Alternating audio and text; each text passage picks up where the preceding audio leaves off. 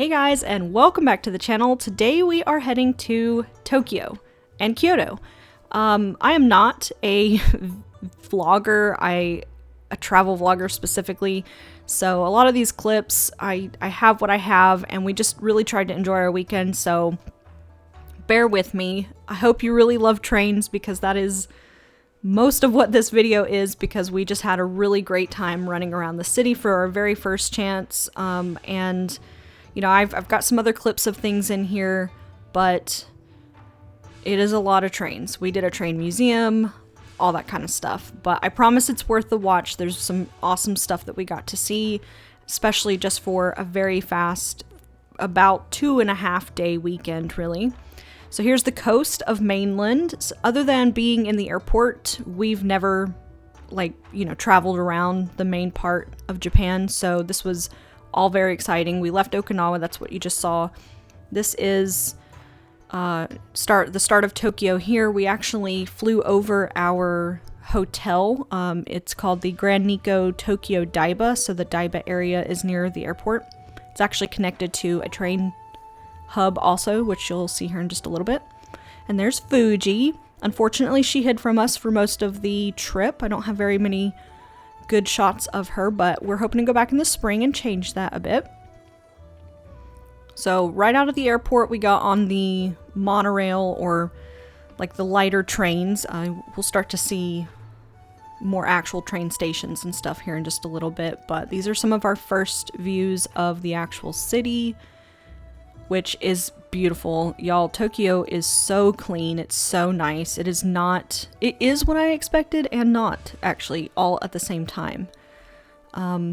So the train does go straight to our hotel, but we got kind of mixed up. You know, it was our first time with the train system. That is my husband, who is a wonderful navigator.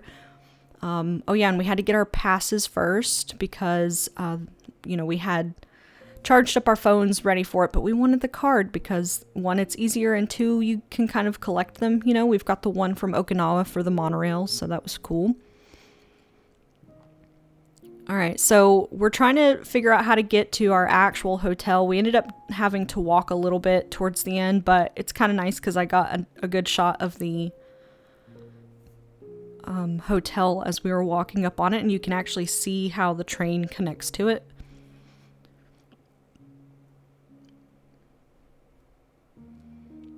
I know this is going to be a little bit boring and a little out of character for the channel, but we just had so much fun, and I wanted to share everything, especially my close friends and family who, watch the channel. I want them to see everything, and I took a lot of footage that I'm not really sure what else I would have done with it if I didn't have a YouTube channel, and, oh, there's our hotel, and you can see that line there. The bridge that leads up to it, that is the train station, or, part of it. We got to stay on the 23rd floor. The ticket counter at Kadena ITT booked all of this for us. We did get to pick the hotel, but we didn't do anything else. They booked our flights, they booked our room and everything. We asked for, in Japan they have different bed types where you can either sleep together or sleep more separate. I don't know why that bed is so enormous, but it is, and it was nice. But the best part of the room, of course, was the bay view. I can't wait to show you what it looks like all lit up. That's here in just a little bit. Our first night in, we only did one thing, but we'll get to that in a second. This is obviously the bay, like I was saying, and those vehicles to the right are driving underneath the water.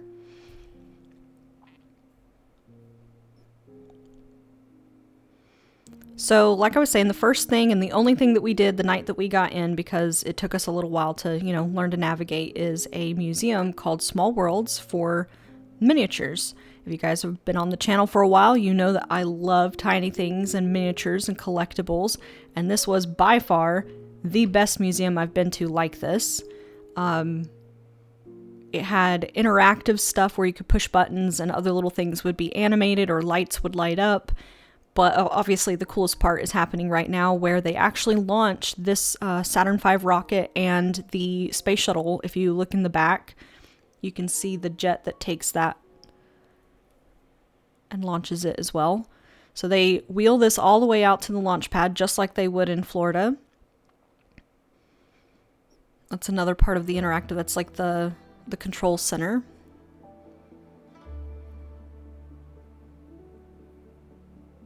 And then here in just a second, you can see that rod coming up through the rocket, because that's what takes it up off of the platform. And look at that. Does that not look like fire? I was looking around like, what? It's just lights and some smoke and stuff, but it was so convincing, and I couldn't believe it. I was blown away. I have to know in the comment section down below what you guys think about that. I had never seen anything like it before. And then they put it through a hole in the ceiling, so it looks like it's actually launched. It was just the coolest thing. So they're on a time schedule, and, you know, every so often they have like launch times, just like in real life. This was the Men in Black, you know, laser lighting people. I thought that was hilarious. So this is actually pretty famous. I didn't know about it. My husband has seen it on his For You pages and Instagram accounts and stuff like that a bunch, I guess, but it is a replica of what I'm assuming is the Tokyo International Airport. And the coolest thing about it is, obviously they're gonna, you know, start up this aircraft, and they'll send it through the wall here in a little bit, like it has actually taken off. But then when it comes back around, because it'll land also, it'll come off of those rods and taxi like a real aircraft to its terminal. I'm assuming by magnets. It was all very cool. And you can see, obviously that screen, the time is changing, so that at the end you can see that lit up at night, like all of the little lights on the runways and stuff. It was very well done, very interesting. Now on day 2, we rode out to Ginza and did some shopping and just looking around. I honestly did not get hardly any footage of that. This is Friday evening, as we are getting ready to head out to Kyoto the next day, so we wanted to get in and go to sleep. This is just little clips earlier that day of the pigeons in Ginza. The shopping district is wild, you know, a fancy Louis Vuitton store. This area here, tell me that does not look like a miniature itself. That's probably one of the coolest things that we did in the city that wasn't like a thing. My husband decided to find this bridge where, I guess it's very well known on social media. Beautiful. We did a little bit of exploring like some art stores and things like that. It was very cool. But we wanted to get in pretty early because our train tickets were for, I think, 8:40 in the morning. So here we are reloading all of our cards. This was really cool because I'm pretty sure it's doing it by infrared. Never knew that was a thing. If you are going to Tokyo, I fully, like, look how easy this is. Beep. You can get things done on your phone and stuff too, but I was using my phone to film, so it was much nicer to just have the card. Plus you can collect them. But I highly recommend them if you're ever in the city. So this is the next day. We are heading out towards our Shinkansen to ride out to Kyoto. And I'll be honest, I didn't make a whole lot of effort to film a ton, even though I should have, because it was incredible, but I was just really trying to take it all in. This was cool, just like a mast, a decorated mast all in the middle there to see. Yeah, so Shinkansen, it's just as cool as you think it is, maybe more. If I had the opportunity to ride a train versus an airplane, I'd pick a train every single time, and this was only my first experience doing it, but And we did splurge and get the slightly fancier tickets. They have like nice little footrests. I guess this is what you would consider business class. 100% worth it, but I think next time, just to experience it again, we'd probably pick one of the other cabs that's a little bit cheaper. We rode it both to Kyoto and back from Kyoto. And it was really pretty seeing a lot of the countryside. If you look for just a second there, you can see Fuji, because we did not book on the right side of the train, but that's okay. Don't always listen to the internet. They're not always right on what you should do, obviously. But it was worth it.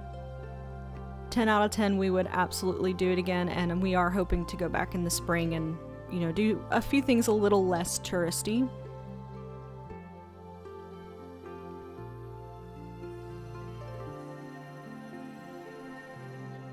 It was beautiful. Look at these mountains. So this is the Kyoto Rail Museum. I did not take nearly enough video. It was incredible. Easily the best museum I think I've ever been to. World class. Look at that rail yard. I took some photos to splice in here just to kind of show you some extra stuff. That is an emperor's, like that's all the emblems and stuff for one of their engines. I just thought a not feed the pigeon sign was funny. So one of the biggest reasons we came to Kyoto, other than to ride the train out here, was to see a pagoda. I just wanted to see any pagoda, but I'm so happy that the Toji Temple is the first one we saw, because it was absolutely breathtaking. It's a Buddhist temple. I don't know exactly how old it is. We tried to find a lot of information, but you actually have to pay to get through the gate, and we just didn't have the time after spending most of the day at the train museum. Absolutely beautiful. I actually got kind of emotional. I don't really know why. Something about just old stuff, and it really felt like hallowed ground. It was gorgeous. The whole area there around the temple is also very, very beautiful. This is like a little area that we walked through to get to our next train. Obviously I have to give the pigeons some love, and then look at these beautiful ginkgo trees. They make me think of my husband, because we had a bunch of them at ETSU where we met in college. And then at the end of the day, I don't know why, but we decided to torture ourselves and make it out to Shibuya Crossing and Shibuya Station, which is the most insane place I've ever been in my whole life. And it is definitely an experience that I would say, if you've got the opportunity, you should do it, because I don't know why. You just should. And on that note, you should just go to Tokyo and maybe Kyoto. And like us, next time we're going to run out to Osaka. So yeah, I'll see you guys next video, where we will get back to all of the art. Bye guys!